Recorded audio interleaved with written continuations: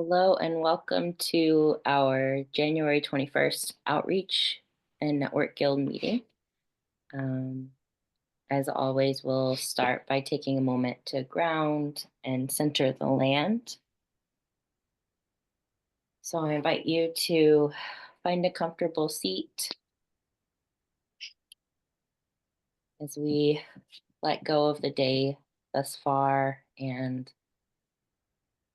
you might close your eyes or find a soft gaze and just start to notice your breath moving in and out of your body, not trying to change or control it, just noticing how you're breathing.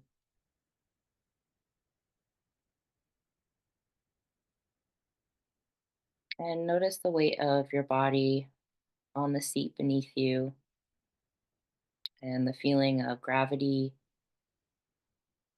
holding or pulling your body to the earth, to the land.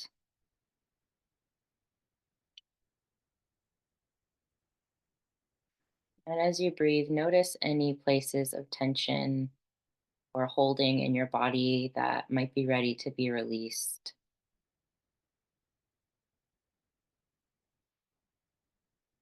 And as you notice them, you might imagine them just slowly melting away and flowing down through your body onto the land, into the earth to be recycled,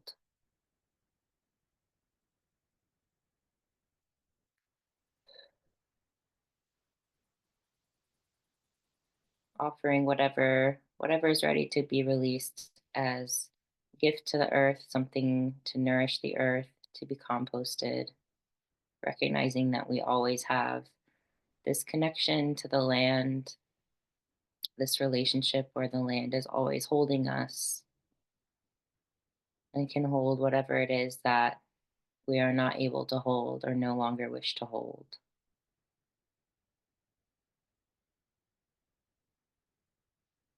And as you continue to breathe, I invite you to cultivate some gratitude in yourself, in your heart, in your mind, for all that the land is and provides for us,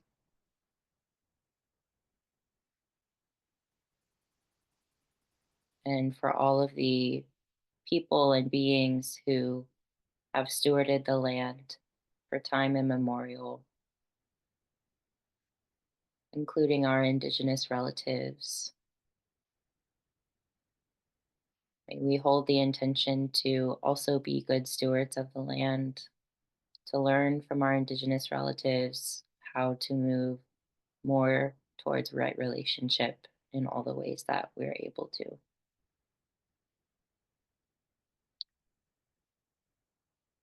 So when you feel ready, I invite you to maybe start to wiggle your fingers and toes and open your eyes to join us back in the space together. And we can begin with a check in question. I'll go with an oldie and goodie. What is the weather like where you are today?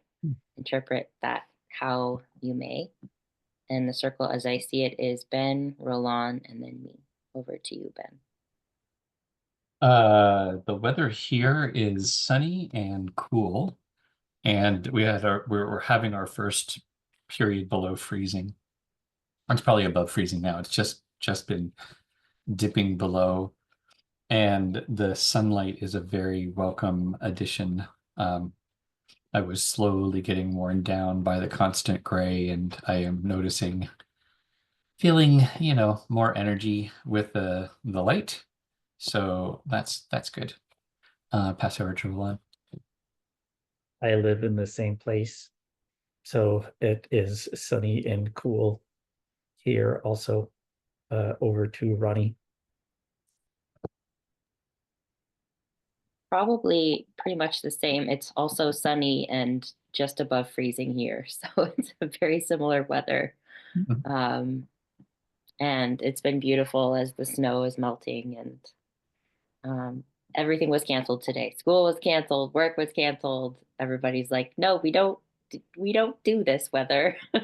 So yeah, so that's been nice to have a little taste of what lots of other people get to have in the winter time. Um, awesome. So I will share my screen.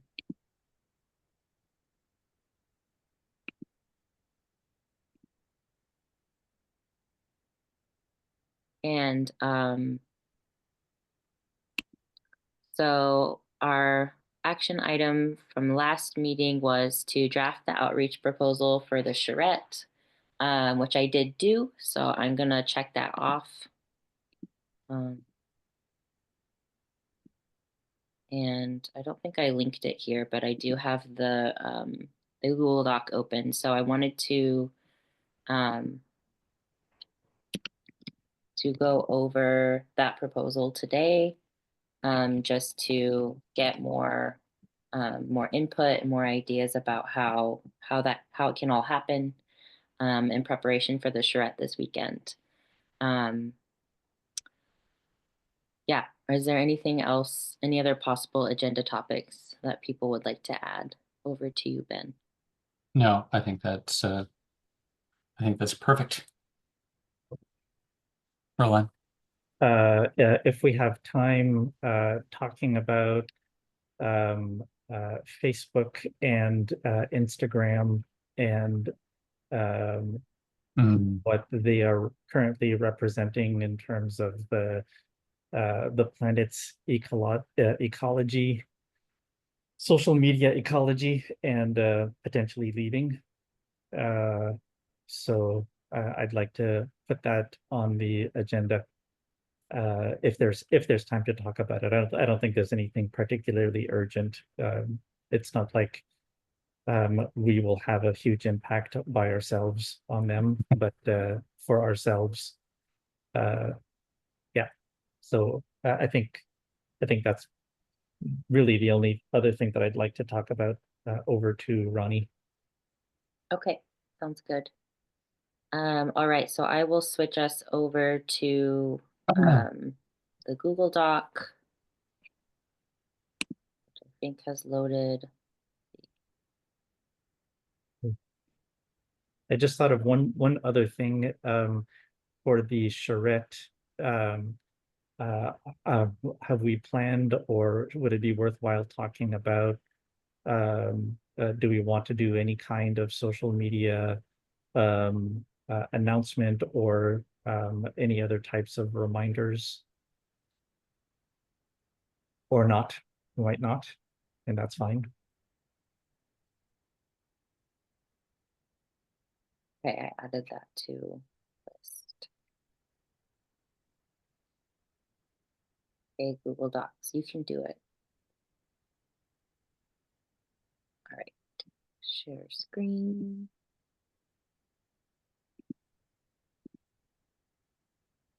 Okay.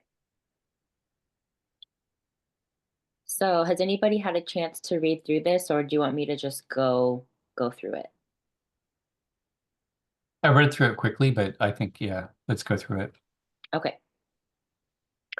So what I put for the purpose and outcomes is that we've been tasked with supporting the Lifeboat Academy for four kind of main goals that are all kind of related to one another. They're definitely not mutually exclusive. So they're leveraging our internal conversations to increase interest, increasing the number of people who experience the pharmastery and develop deeper commitment to the project, supporting lifeboat builders to increase engagement and positive experiences to kind of have them share out about what they're learning, and then converting kind of all of that interest and engagement into more material support for the Lifeboat Academy. So at our last, I guess it was our last outreach meeting, we identified storytelling as a central concept that can address all of these kind of main focuses, foci.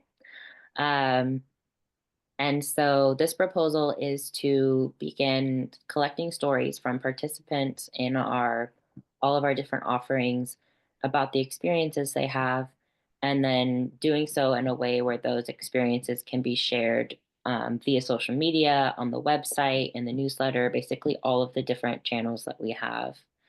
And the purpose of the stories is to provide a deeper, more relational view of what we're about, what we offer, what people experience in our offerings, and the impacts that we have in their lives. Because I think a lot of people on the outside looking in don't really, they're not, they're not fully understanding what it is that we're offering until they experience it. And so this would provide kind of a bridge between those two points. Um, so how would we know that it's working? If we get more engagement through social media, so things like likes, comments, and shares, more curiosity about what we're offering, more people reaching out to attend events, to get mentoring, basically interest in building a lifeboat, as well as more interest in people visiting the pharmastery and having an in-person experience there. Um, and then there's also the long-term engagement piece. So not only people coming to, one event or a series of events, but staying engaged long term. And then I went through and kind of talked about which guilds are going to be involved with this. And this is all, again, like proposal, brainstorming. I'd love to get more feedback. But research and learning can keep track of sort of the data that we're collecting in interviews and give input about what kind of data that is, how we store it, how we use it, how we look at it. Heartwork and philosophy could be involved with creating interview questions. So coming up with what seemed like good questions to ask people. I think also in conjunction with research and learning, but kind of what's at the heart of what we're trying to have people talk about. And then outreach could be sort of the more relationship management stuff. So scheduling interviews with people, asking for consent for recordings to be shared, sharing things on social media, things like that. So can I jump in there? Yeah. I just I want to come up with an alternative to interview questions.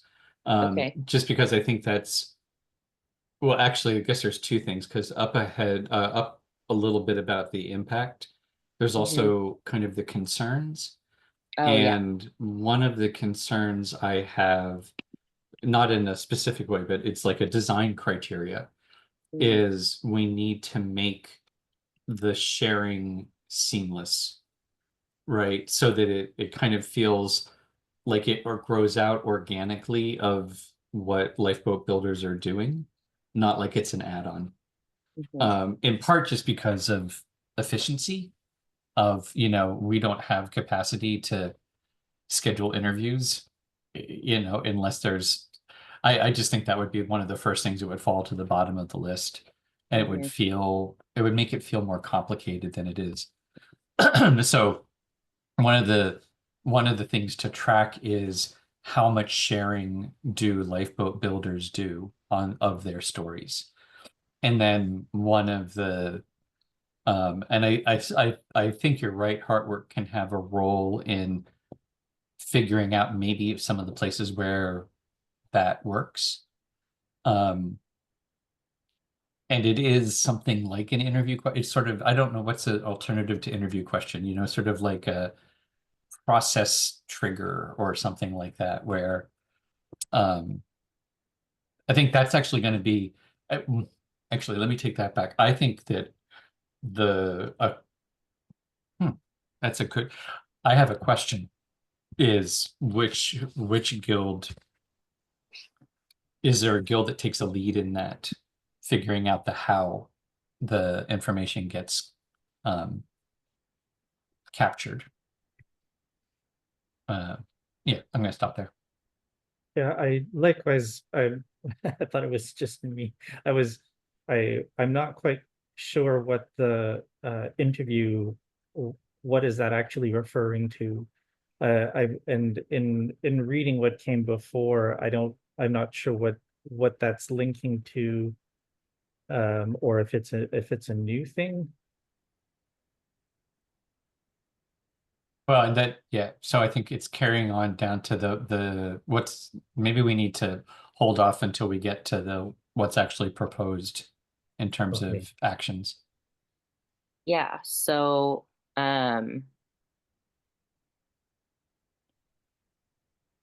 yeah, I'll read what I wrote because I don't entirely remember what I wrote. So there are at least several ways to begin integrating story collecting slash storytelling into what we're doing. One of those ways could be converting takeaway shares or last round shares in Circle into testimonials. So we already record a lot of our circles anyway. And that would just require getting permission from people to say, hey, when we do this last round of like, what's your so what? Or what stuck out to you for this meeting? There's people share a lot of really amazing things in that round. So this would be an Mhm. easy way to just like isolate that recording and share it out or auto generate a transcript or to get a quote, a way to use what we're already doing. Mhm. Um, and then I talked about potentially recording short form interviews or long form interviews after specific events. So maybe like a longer series that people participate in. So, like a 6 session series. Part of the reciprocity could be um, at the end, one of us reaches out, or somebody in the network reaches out to ask some reflection questions about what that experience was like for them, which also serves as a way for the participant to sort of deepen their own experience, by integrating what happened over that time, things that they've learned, questions that came up for them, things like that.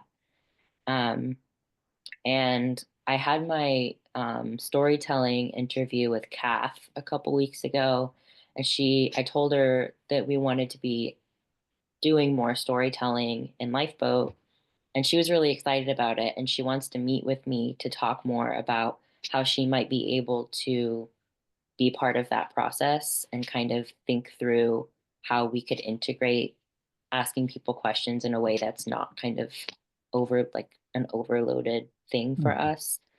So I haven't met with her yet, but I am curious what ideas she might have in terms of ways that we can do this.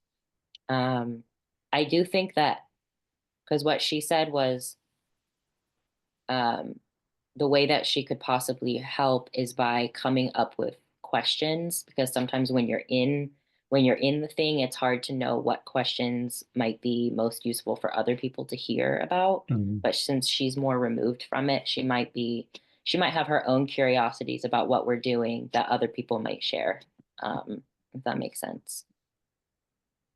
So but yeah, I was trying to think of ways, we talked about how going through hours of recordings is tedious, and not necessarily the way that we want to go about it. So I was trying to come up with, without making it seem too formal of an interview, could we still have questions that we ask that invite people to reflect? Um, that's separate from sort of the everyday sessions that we offer. So I'm really Mhm. open. I'm open to other ideas and other ways that it might work. But that's what I have so far. Cool. Well, so circles, like should we start Yes. Thoughts, um considerations over to you, Ben. cool. Um I like the takeaways. I think that's yeah, that makes a lot of sense. Sort of like figuring out what's the part that we focus in on, and it's sort of built in. And I see the value of the interviews, and I think partly this is um, keeping the emphasis on how is this supportive to lifeboat builders, like not just for us because we want to have some, good testimonials, So I think part of the question then is, how would those either short, yeah, when would those interviews make sense where it would be a mutually beneficial thing? And I've got other things I want to say, but I'm going to go into considerations mode and I'll stop with one and pass over to Roland. Well, I think I was curious about actually the les comptes rendus. What is that in English? Summary? The summaries of the RFPs, and because I noticed that in none of them did we specify 98, 91 Spalding. We talk about the pharmastery, and is Mhm. that the same thing? And it's just because I'm wondering if part of outreach, as I understand it, is, which we haven't been doing because we've been working on the bylaws, but it's also towards helping towards the purchase of the property, because it's being able to have the property as an income maker that makes the Lifeboat Academy possible at all. Um, so I was just curious if just the pharmastery is enough of a reference to 98, 91, then that's fine. But I just wanted to see if it would be important to actually have it represented. So I'll keep it at one also, because I've got a couple of other comments. So I'll pass over to Ronnie. Yeah, I think these are good points. To speak to what you said, Ben, I could see these sort of reflection questions being a part of the sort of the mentoring that people receive, because this isn't the kind of school where it's like, okay, now regurgitate what you've learned. It's like, what are you learning and how is it going to be useful to you in your life? And I think we ask people to think about that a lot, but we don't necessarily sit down with them and be like, tell us specifically, like, what are you learning? How are you integrating it into your life? Kind of what is the process that's happening? And then those conversations could be recorded, um, with their permission, as sort of a way of saying, here's kind of our mentorship process and how all of the different pieces of the curriculum fit together.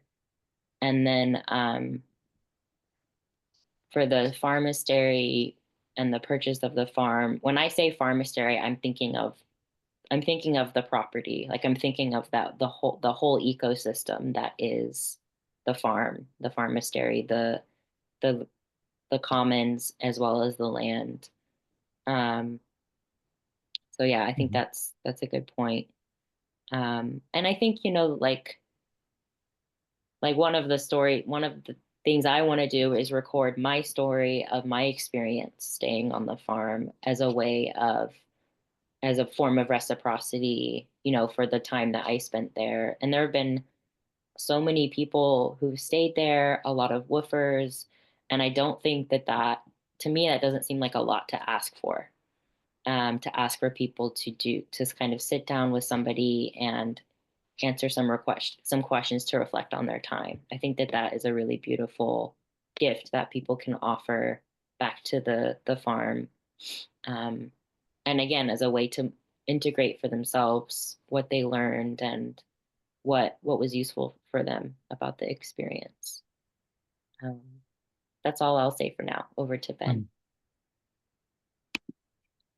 Yeah, and actually for me too, I think pharmastery is the same as 9891 Spalding, so that's a shorthand I've been using. And it's kind of that whole, and it's the not just 98, it's the guest experience of 9891. That's not quite right. But it's more than the productive capacity. It's kind of the human, what it's like to be there, that makes it different from a farm, just a farm. And I agree, and I think I agree with the idea that leaning into the reflective practice is a good way to do it. And I think there are logistical challenges in that. And actually that's where I feel kind of it is an outreach, because this is a work plan, right? This isn't it's not necessarily we have it all laid out already. And I think one of the parts of the work plan is that for outreach, I think part of that plan is technically how does this work? Mm. You know, technically how does this work in a way that is as seamless as possible? And including some questions around, like, I think doing it and recording it is great, and the video, makes it lively, and having another person, that's really good. But this is also something that could happen. I'm a writer, like I journal to process, and encouraging people to journal in a way where they share it as well. Journal, whatever, basically not just in a verbal back and forth, but also as a writing exercise. How could that work? So yeah, I think, I am totally in agreement that the reflective process is good for people, and we want to encourage that. And and it does double duty. It also provides testimonials and gives other people. It's also, I think the other part of that is how do we get people to share with their friends? And so yeah, it's all that kind of logistics of, setting it up in a way that it seems as easy as possible. Roland, over to you. Yeah, I think I ditto a lot of that. And I will say, I think I really like the idea of using the takeaways as sources of testimonials. And I think potentially it could be as simple as, so what's your takeaway? And would you be okay? And let us know if you're okay with us potentially using your takeaway as a testimonial for what you got out of the session or whatever. I think that would be actually a really good way of having relatively short um, uh, um, testimonials that you could easily just put on a single page, and if anyone's really interested, they can just read through. I guess part of the question is a couple of things. One of them is uh, do we just want the phrases, or do we want the phrases attached to a name? So then that's asking, can we put your name, or do we just put a first name so that it stays anonymous, but it's still attached to a name? And psychologically, that does something when you're reading it. And then there's also, so is this an idea that Outreach is offering to the other guilds?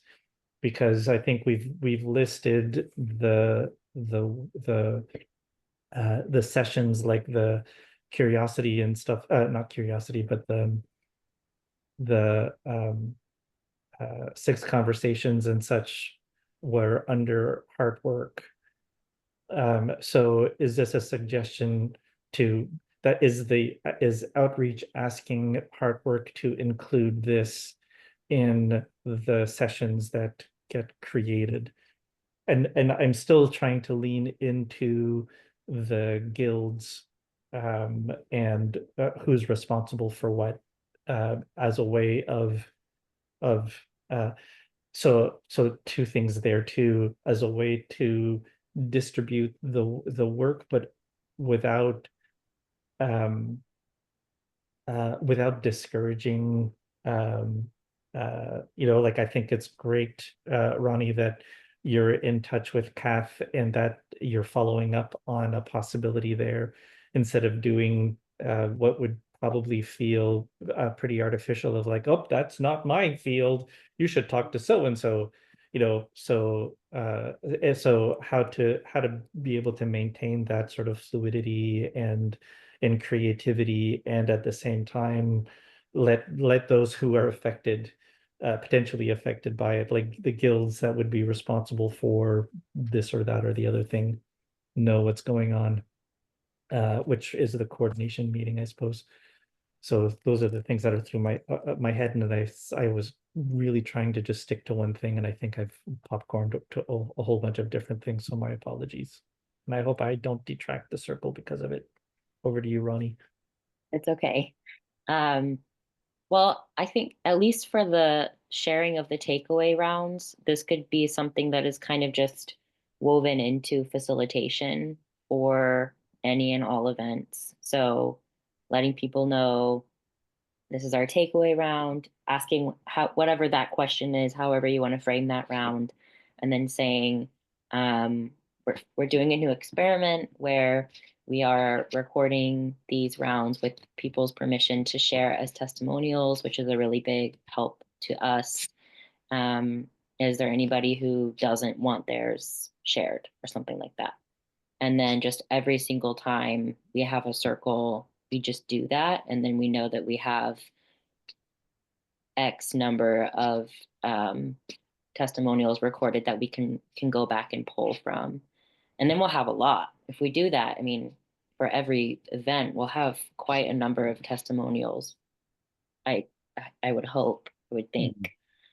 But yeah, obviously, like this is something that because it affects different guilds that we'd want to talk about more in the coordination circle.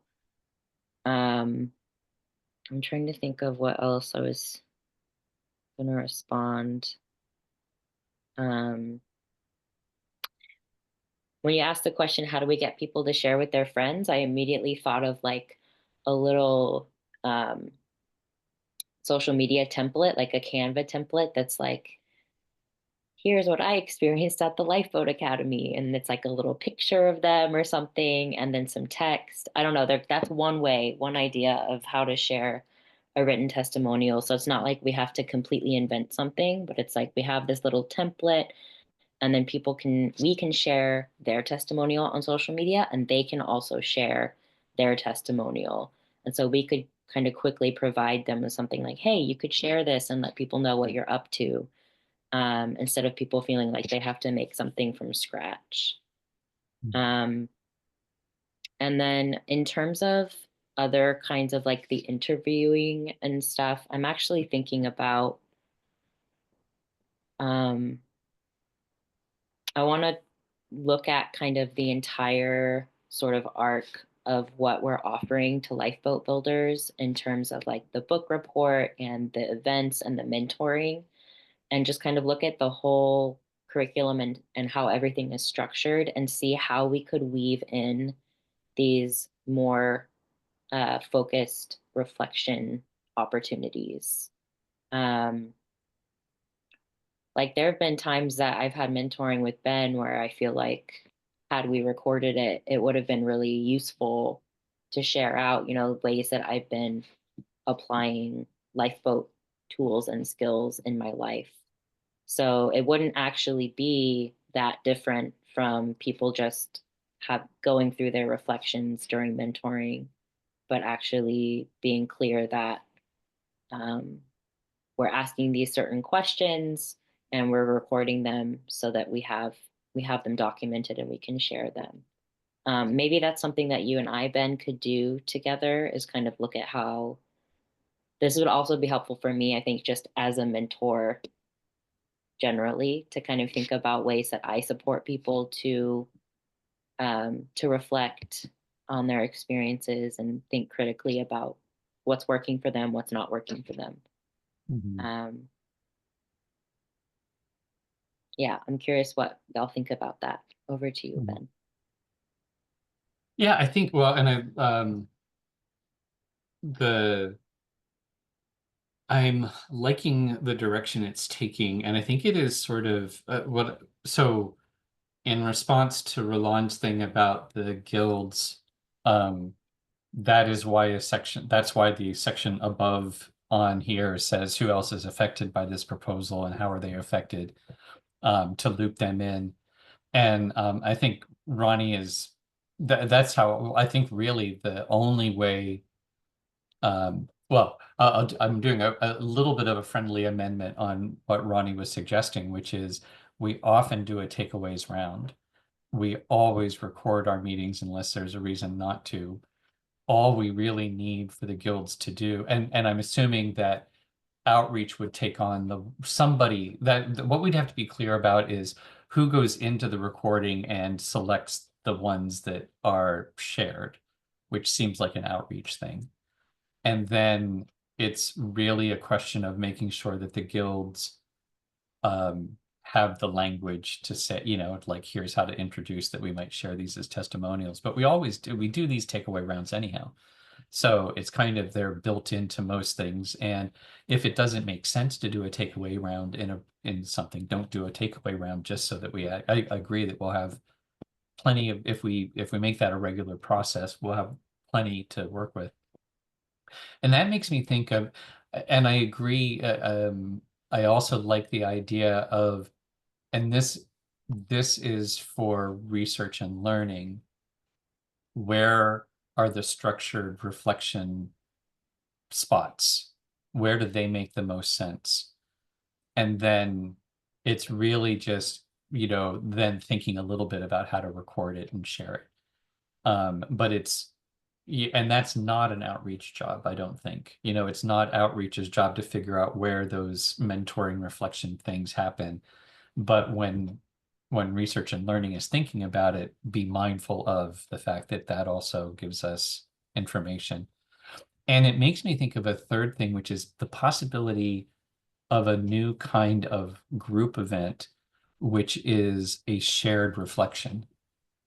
An event that is really just the opportunity to come together and say what's working, what's not working. And then that whole thing will be, there will be a takeaways, but that whole event would probably be ripe for lots of testimonial type sharing. And I think that would be fine to put in the proposal here as kind of like that's across the guilds. That's a place to talk about coordinating across the guilds. How do we piece that part out? Yeah, I mean, it would primarily be, I think that would also be a research and learning primary role. And then the secondary role for Outreach would be, how do they make sure, how do you do that in such a way that Outreach is well set to be able to extract that and be able to use it in a productive way? And I only have one last point, so I'm going to, everyone else has been adding multiple layers. I'm going to add it too. I was thinking about the Kath thing. I like very much this, Kath saying being on the outs, or just recognizing that some of the best questions aren't going to come from us, and so how it almost feels to me like this is maybe almost a future file for this proposal, but thinking about ways that we can have partnerships where we could lean into partnerships that would actually be mutually beneficial in this way. You know what I mean? Like, how do we have those conversations with our partners about what they're curious about? What are they still not getting about us? What questions do they have? And then we can use those questions on ourselves, like, anyhow, I feel like this, and I feel like what we're doing right now is actually mostly the work of the charrette. So we're kind of ahead of the curve on this, it feels to me. So over to you, Roland. Agreed with everything that you've said, and even maybe having Kath as a consultant unofficially around that last point that you were talking about, because I think it's something that we've been trying to get from people for a long time. We keep asking, whatever questions you have is useful for us to learn from. So yeah, getting it sounds like Kath has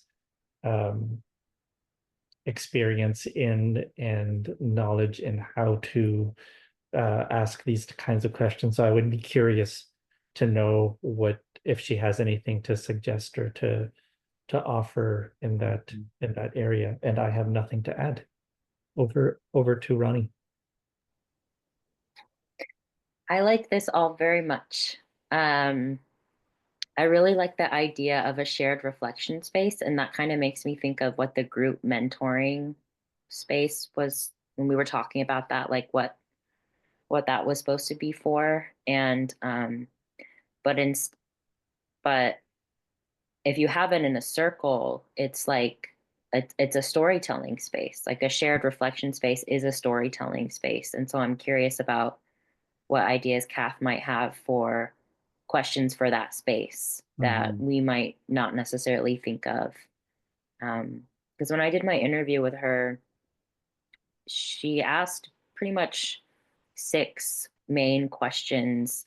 And the way that she asked them, it was really easy to both talk about like the high level in my life, like the why, like my vision of what I feel like I want to do with my life, as well as like what are all the day to day commitments and activities and things that I'm doing that connect to that. So it was really cool.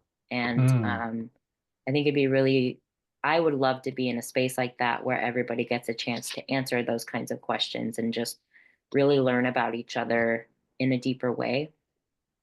Um, so yeah, that space sounds really, and then if we record the whole thing and we figure out, okay, at 5 minutes in, we asked this question, and then at 15 minutes in, we asked this question, we can be like, we can say, here's when we asked XYZ question, and here's the responses that we got. And we could share some of those responses as testimonials. So I think that would give us a lot of material and be more relational than just like a one-on-one interview, which I think could feel intimidating, especially if people are new to the work. For me, I'd be like, oh yeah, like I'll do a half an hour interview, no problem. But for other people, it might be like, I don't know. So um, what I'm wondering what our next steps in terms of like between now and the charrette. What do we need to have? Is there anything more we need to have figured out, or No. I have one over more to Vic? comment. I have one more comment Okay. before we move on to another thing. I Okay. was just Me thinking too. about Me too. okay. Circle. So, so last round of comments. I'll let Ben go first. Yeah. Um, uh, yeah, and mostly this is just I'm really liking the direction this is moving, and recently I have been thinking a lot about um not just from the testimonial side, but actually giving people one of the things I keep seeing is people backing away from their own agency or their own knowledge. Mm, And so I think there's huge value in people affirming, I know stuff. I've learned stuff. Um, and uh, yeah, so I'm liking that. I too am liking that space, that idea of the shared. It's not just shared reflection, and it's going back to what you were saying about Kath's thing of it wasn't just high level, it was high level and what are you doing about it? mhm. And there's something in there that I find really, really important. So over to you, Roland. Yeah, I agree with that. I was thinking about, language as a useful lie, and the one-on-one, the issue there might not be that it's one-on-one, but it's that we use the word interview, or at least that's how I was hearing what your comments, Ronnie. Because I think that it creates a different space when you're having a one-on-one conversation with someone. So it could just be that between us, we understand that it's an interview, but that in terms of communicating it outwards, that we call it what we call it, I'd like to have a chat with you, for the Lifeboat Academy, but just you and me, or something like that, So finding a different way of inviting people to an interview, but we don't have to be so formal as to say, I would like to give you an interview. But rather have it feel more interpersonal. The phrase that's come up for me is check-in. Hmm. Let's do a little check-in. And that has that kind of reflection component. Sorry, jumped circle. Yeah. So I just wanted to, I don't want to throw out the idea of a one-on-one interview. It might just be massaging it in such a way that it makes it more, feel more free form, or more, not free form, but feel more, yeah, I guess personal, more human.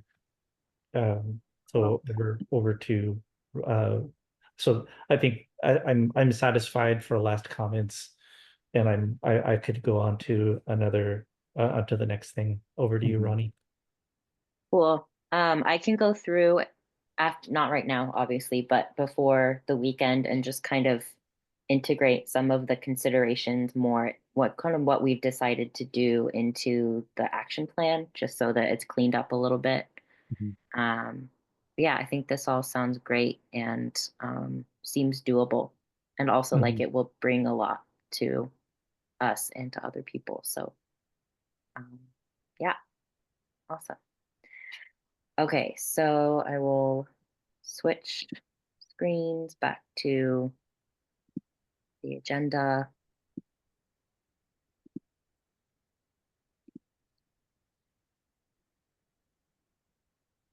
Um,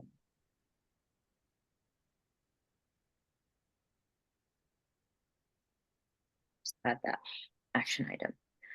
Okay, so we talked about the outreach proposal.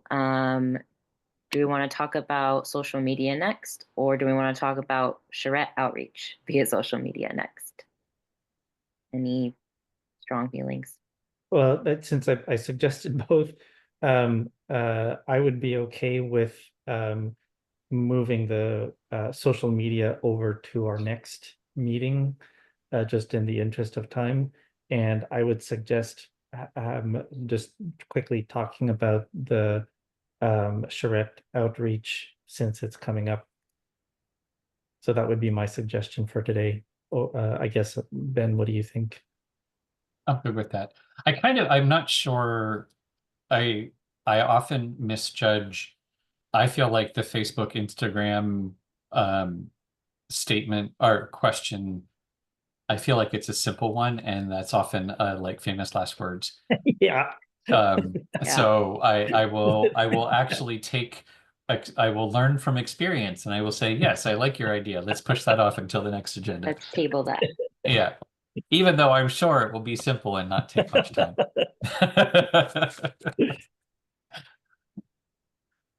That took longer than Heard. I thought it would. Yeah. We have that written Yeah. down somewhere. It did Yeah. not go according to plan.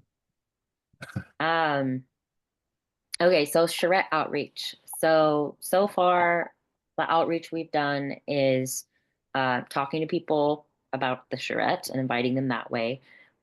We also put out the newsletter last week, which over 500 people got, as well as the more sort of focused email that went out to everybody on the Lifeboat Builders list, the guild members, and the Stewardship Council. So that was another 20 to 30-ish people. I have not done any posts specifically on Instagram or Facebook. Oh, and I also added the whole charrette invite to the website today. So it's on the, since it's a newer thing that we've been doing, I keep forgetting to update the newsletter on the website, but I'll get it better next time. But yeah, so it's Tuesday now, and the charrette starts Friday night. So do we want to put out some posts, and how many, I guess, is one of my questions. Over to you, Ben. Well, and I'll add, I'm gonna send out the next steps for the lifeboat builders today or tomorrow. Today is zoomed by, so probably tomorrow, but I've got the outline, and that will also include an invitation for them to sign up and come to the event. And I was assuming, or actually, I'll say this out loud. I have been in the habit of sending out a reminder for all of our events email, an email reminder with the link and to the guild plus the lifeboat builder list. Oh, and actually the 6 conversations list. So those are kind of the 3 lists that I've been sending things out to. So that would be 2 more emails that would go out to people, and it could be like one Friday, one Saturday, one Sunday, or it could just be one Friday that covers the weekend. So that's another thing. And I don't see any reason not to do it, do a couple social media things too, just the more the merrier. So that's my thoughts. Over to you, Roland. Yeah, and I think it's great that we're recording all of the sort of emailing, more direct contact. Um, I guess my question was, is there value in putting anything up on social media? And sort of nestled in there is, what would we post to social media? I don't know if we want to put out an invitation for new people, but it feels like, is there something that we could post just to show the activity, like what's happening? um I, and I may be putting, and you can let me know, I may be putting too much weight on social media, because that's where my main activity with the Outreach Guild is around that. um but it just feels like and I just find it interesting. Anyway, I'm starting to popcorn again. So I'm gonna stop there and just see what the circle offers. Over to Ronnie. I agree about putting it out on social media as a way of being like, well, as a way of being consistent with posting things that are happening. We posted about all the sessions and stuff last year, and just letting people know what we're up to. Um, I mean, I think if people want to sign up and check it out, great. Who Mhm. knows who we might, and because we have sign up links, we'll know ahead of time who's coming. It's not like anybody's just going to show up in the room, but we'll know ahead of time. And yeah, maybe somebody will think it's interesting and want to come, and I think that's great. um, it would be definitely a really kind of uh, holistic view of what the Lifeboat Academy does to come to the charrette, so that might be cool. Mhm. um, but I think it could just be, I don't necessarily know about the graphic design piece of it, but we're having our 3rd annual design charrette. This is the time of year when we come together to generate our annual plan based on what's happened in the previous year and what we want to see happen this year. There's a series of events that it's comprised of, and here's the schedule and here's the link to the Calendly. So I don't think it needs to be. I think that would be enough, but I'm curious what other people think. Over to Ben. Yeah, as you were talking, it made me think of uh, stories, right? Like you did it for the last one was for one of the Connect the Dots clubs, I think, where it was, there were like 5 or 6 with a click the button at the end if you want to sign up. And I'm uh liking the social roots people use this 3 circles philosophy, that there's the inner ring of the people that are really active, the 1%. There's a 9% around them who are, show up regularly, but, help. And then there's 90% around them who just lurk and, follow along. And one of the things they say is you don't discard any of them, but what you're doing with the 90% is you are just having a steady cadence, reminding them that you're there, with an opportunity for them to get more involved if they want to. And you don't expect they will, most of them aren't going to know it, notice it, do anything about it, but one person might. And then that's one person who moves into the 9% circle. And then, but really what you're doing is you're focusing on how do you support the not, how do you have the 1% spend their time supporting the 9%? And part of this is the letting go of this idea that we're chasing the 90%. They're there. We keep them in, we know they're there. We're welcome whenever you show up, but we're really about supporting the 9%. And I think what we're talking about with the direct emails with the link where they can, you don't have to sign up ahead of time. If you're on the list, here's the link. Drop by, if suddenly you get the time available, that's great. And if you're the 90%, yes, let us know, RSVP ahead of time and, let us know that you're going to be coming. So, yeah, this feels like and I like what you're saying, Ronnie, in terms of, and I think there could probably be the one that is just annual design charrette, come join us to learn more, click. And then the one that is, that breaks it down a little bit. And yeah, sounds good to me. Over to you, Roland. Yeah. So as simple as possible, for sure. And just reporting from what I'm seeing on social media, I'm having unprecedented interaction on Blue Sky and Mastodon, Yeah. compared to Instagram has been pretty good. Facebook has been almost completely nil. Silent. But and so for stories for the longer one, I don't know how that works or if it works right now on Mastodon or Blue Sky.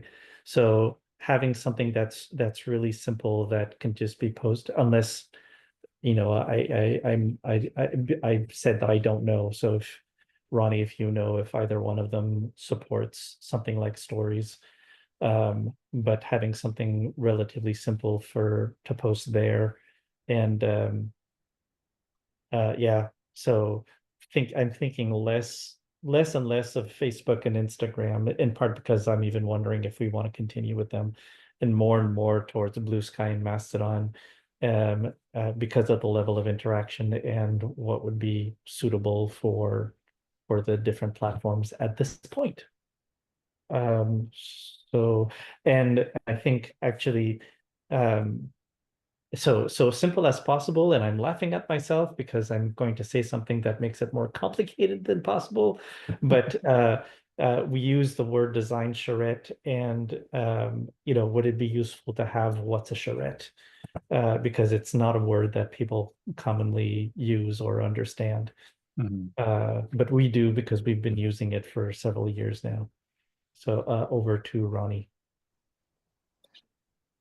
So, as far as I understand, Mastodon and Blue Sky don't support stories, and they're basically copies of Twitter.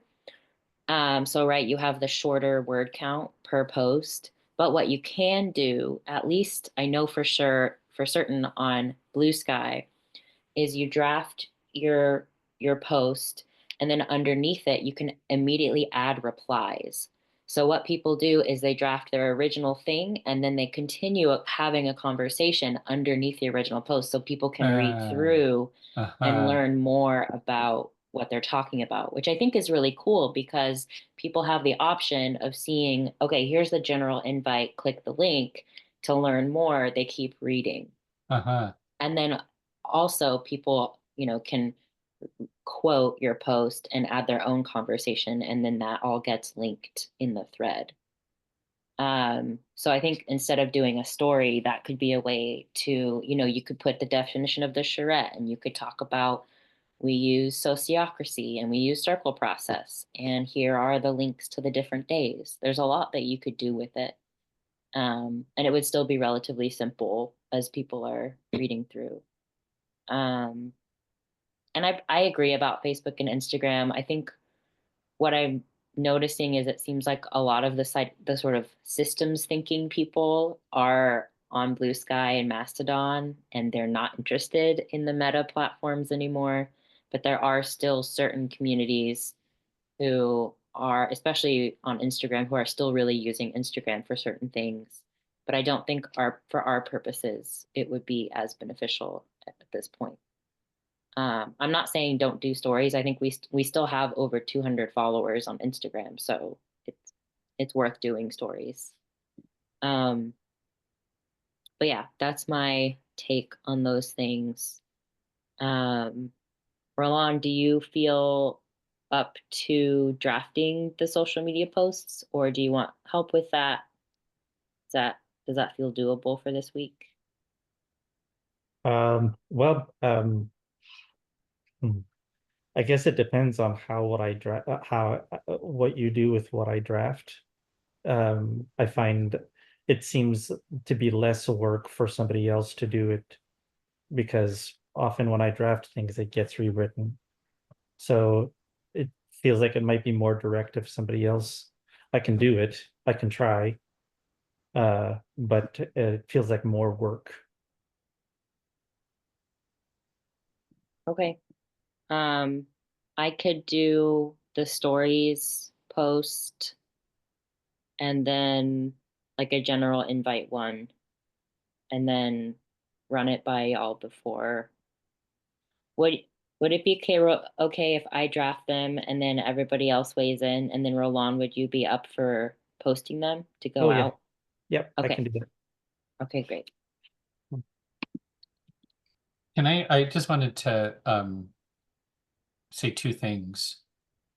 Still, one is about charrette, because I know that's something I brought to the party, and it is confusing for a lot of people, and I'm not at all wedded to it. The thing that as you may know, I like words that make people go, huh? Because when you say something like, come to our AGM, basically this is the equivalent of an AGM, and who in their right mind would ever go to an AGM? But a design charrette, that sounds more interesting. So I'm not wedded to it, but I do like that there's something in there that is kind of piques people's curiosity. And the other thought I had actually when Ronnie, when you were describing like what you understand from that was really useful.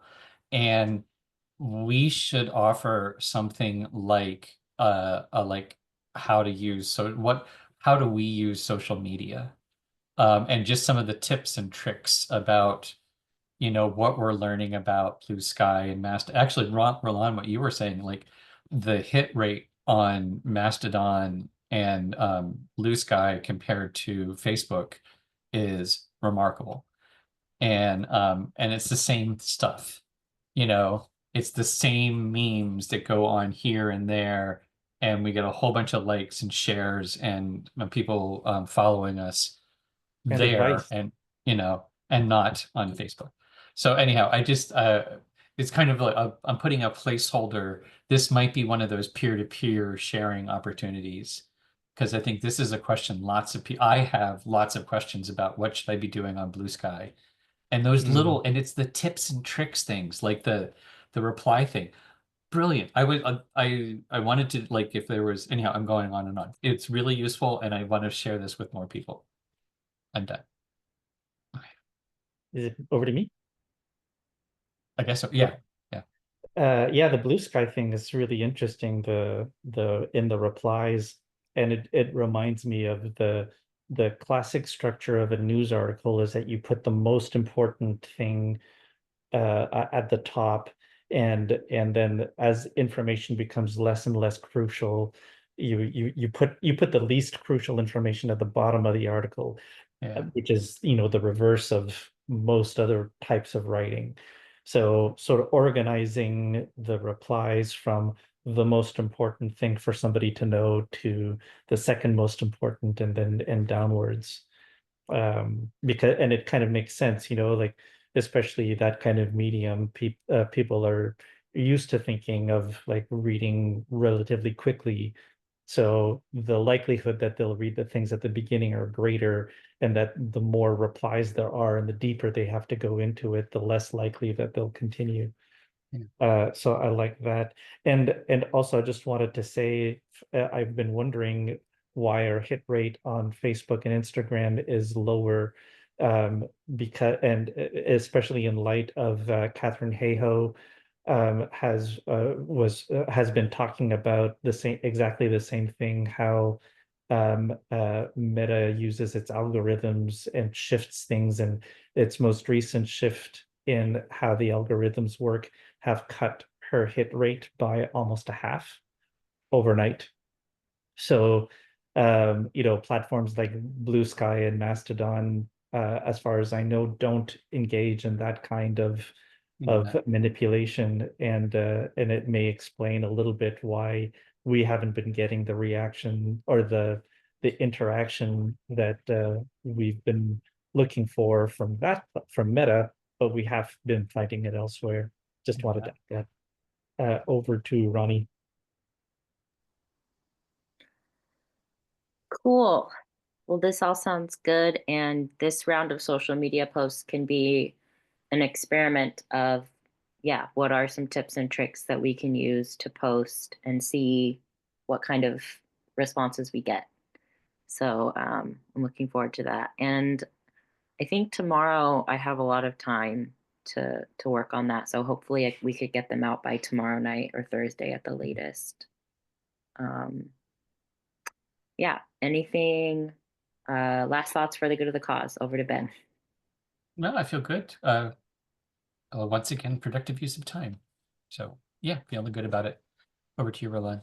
Yeah, well, and I have a work day tomorrow, and I will make a special note to myself to check by at the end of the day, if that's okay, to check to see what's in my email or wherever, and respond.